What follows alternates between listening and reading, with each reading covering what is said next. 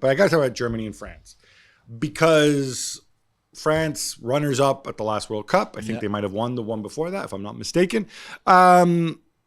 Against Germany, everybody agreed, Germany's a basket case. Not gonna, they don't know what they're doing, blah, blah, blah.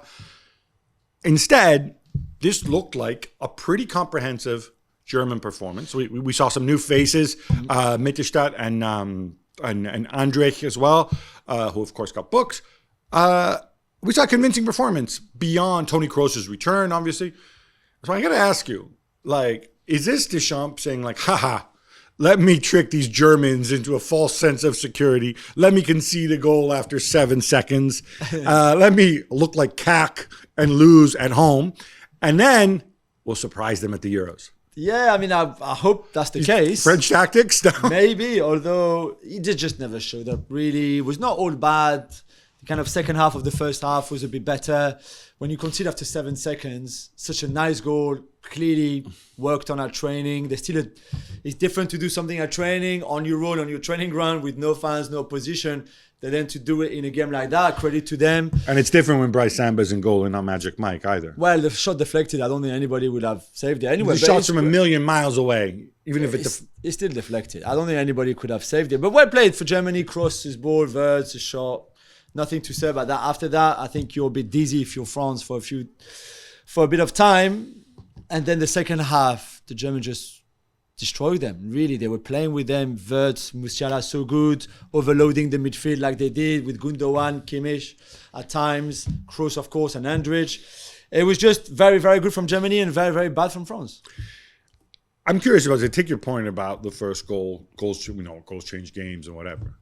On the other hand, this is a friendly, right? You're there to execute. You're there to improve your mechanism. Some of the more fringier players in the France squad are there to impress Deschamps. Mm-hmm. If I'm Deschamps, I say all right, you can see after 7 seconds. Who cares? I want to see you play. I want to see you play properly. And I don't expect you to get worse as the game continues. And you can't tell me, I'm freaked out by this goal. But, that's fine. That's fine in the Champions League. That's fine in a knockout tournament. That's fine, in a league when you might take more risk change. But there's no reason for France to change the way they play just because they go a goal down after 7 seconds. So I can't give them an alibi. What I noticed especially, which really kind of surprised me, is I got the point that obviously Germany overloaded the midfield, which is one way to play, and that's fine. But it looked to me like the fullbacks were just getting...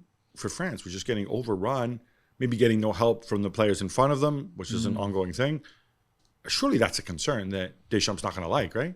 Yeah, I mean, I don't know if they expected Wirtz and Musiala to really play wide because they didn't really, and Mittelstadt came forward a bit more than Kimmich on the other side. I just think tactically there was an issue with the way they set up and maybe the way they should have reacted to what Germany were doing with the midfield, especially because they were always overrun. They were always one-man short somewhere. They could not be aggressive. They could not be close to them enough. And I don't think, Koundé is not really a right back. We know that. And this is one of the issues. Number 9 and right back is currently the two main issues that I think Deschamps has to sort out before the Euros. Who you play at right back, who you play as a centre forward. Forward, you play the handsome one, not the one who plays for Milan. Well, Thuram plays really well at Milan, at Inter, but as a front two, on his own, it might be different. Giroud is 37. Can you really play at the Euros with a 37-year-old with the intensity and everything? And Deschamps loves Kolo Muani. So those are your three options. Or you move Mbappe centrally, which is also possible.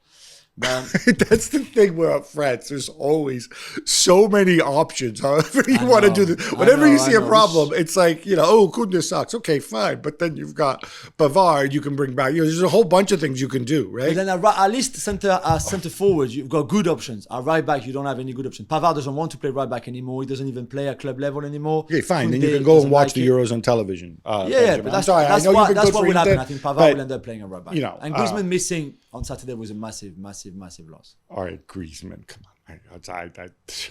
Excuses. All right. No, it was a loss, but come on, you can't see with all the players you have. He's the second most important player in that team after Mbappe. We're going to move to Germany in a second, but I want to resolve this Griezmann thing. Okay, look.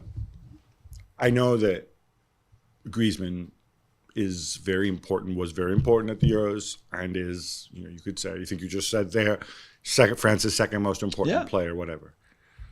I can't have this, though, as an alibi for a performance like this, and I hope Deschamps didn't put it forward, for the simple reason that you cannot, with all the players you have, I expect you to find a solution. I expect you to find to have a way of playing where when Griezmann's not there, it's not like France stopped functioning. No, but that's not what I said. It's just that without him, the team is not as good and not. But that's on Deschamps. Yeah, but it's like if you lose Mbappe, you just don't. You can replace him by another player, but who won't have the same skill set, who won't have the same influence on the team, won't have the same talent, won't have the same experience. And this is it. So Deschamps tries Zaire Emery, who's 18, who's an amazing talent, a prodigy. But in a game like that, especially when your team is not playing well, then he's always going to struggle. But Fofana would have struggled, Camavinga would have struggled. On top of that, I don't know why Rabiot started, because he'd only played 30 minutes since coming back from an injury with Juventus. He was not ready to start a game of this caliber with that intensity. He was not ready, and he played the whole 90 minutes, which was even more baffling than him starting. So I think it's not just the Griezmann issue on himself, but what didn't work really was the midfield. And part of the reason why it didn't work was also because Griezmann wasn't there. I want to move it on to Germany. There's a ton of negativity, and then all of a sudden you flip a switch and we beat France. So now we're really good. I know it's not going to work like that. They beat us 8 months ago, 2-1, and after that they were bad again. So, however, this was also a really good performance. I don't remember the game from 8 months ago, whether Germany played well or whether it was just Deschamps screwing the pooch. It was a bit similar, but the Toni Kroos angle, it seemed like a very un-Nagelsmann type move. In the same way, I'd argue that Andrich being in there, for those who are unfamiliar with him, although you should be familiar with him because he plays for the league leaders in Germany. Mm-hmm. He looks, I'm not saying he is a thug, but he looks like a thug. And he obviously wants to cultivate that image with his haircut and everything. He's got a bit of the Arturo Vidal in him in terms of look. It doesn't have Vidal's technical ability.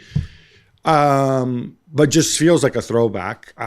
There's a stat, I tweeted it out. I was shocked. In his career, he's gotten a yellow card every 3 games, which I think is pretty hard to do for a normal person. And of course, he got booked in this game too. Is Nagelsmann trying to do what we would stereotypically assume are un-Nagelsmann type things to try to find solutions? Because I just think he needed Kroos to come back in midfield to be able to dictate the pace of a game that Kimmich can't do, Goretzka can't do. The other one? The one who's supposedly so good, who can dictate the pace of the game when he plays for Manchester City, or when he played, and supposedly does so at Barcelona occasionally? Gundogan? But Gundogan plays higher up on the pitch. Yeah, anyway. I know. He plays. He didn't play. He hasn't played his whole career higher up the pitch. No, but now he can't do it anymore in front of the back four. So you had to find another solution. I'd like to know, though, why. Can you explain this to me technically? Because I don't think he can run anymore. Well, that's fine. Does Toni Kroos run a lot? Toni Kroos runs more than when he Gundogan. sits deeper? And this is more natural position, I think, for Kroos than it is for Gundogan anyway. The thing is, if you start Kroos, you have to put next to him, Goretzka Kroos wouldn't work. Kimmich Kroos wouldn't work anymore. You need to put a runner. Exactly. You need to put Andrich, who will do the dirty work in a way, who will do the running, who will do the being aggressive, who will do I recover the ball, I give it to you, and then Kroos can do everything that he's so good at, really. The creativity from deep, all the organization, everything. And then if you put Kimmich at right back, who inverts regularly, as we saw against the French, especially in the second half, if you put Musiala and Wirtz, who are going to drop deep, a little bit deeper between the lines, then suddenly that midfield is unplayable because they don't lose the ball. They always have an extra man. They always have an overload somewhere. And then maybe at some point against some deeper block, and let's see what they do on Tuesday night, they might lack a bit of pace on the wings from what Sané can bring you or Gnabry can bring, those kind of players. But I think Musiala and Wirtz are so good, especially with Havertz as a 9, that they can unlock any defense. Havertz as a 9. I like that idea. I think we've spoken about this before. But having seen them against Austria, for example, in November, where they were so bad, and even against Turkey, where they were really, really average. And then this game, I was like, wow, what happened in the space of 4 months? Well, let's see what happens in the space of 4 days, because I'll see it personally, because Yeah. I'm going to be in Frankfurt on Tuesday for Germany against the Dutch. And if you're going to be there too, Frankfurt, by the way, where I live, I spent 4 happy years of my You childhood. did, that's in right. Frankfurt. Yeah, it's That's a bit right, home. yeah. It's a bit like home for you. Wow, it's much as Germany can be a home if you're not German. But do hit me up. Do come say hello if you're going to be in Frankfurt. This should be a good game, considering the rivalry, considering, everything. The Dutch are not very good, as we saw against Scotland, even if they won 4-0. You're going to be trolling the Dutch so hard. Oh my It's really God. funny, because I'm sure for like most normal people in Europe, it's really hard to support Germany if you're not German. On the other hand, given you love being vindicated whenever the Dutch screw things up. Exactly. I'm all for Nagelsmann in this game.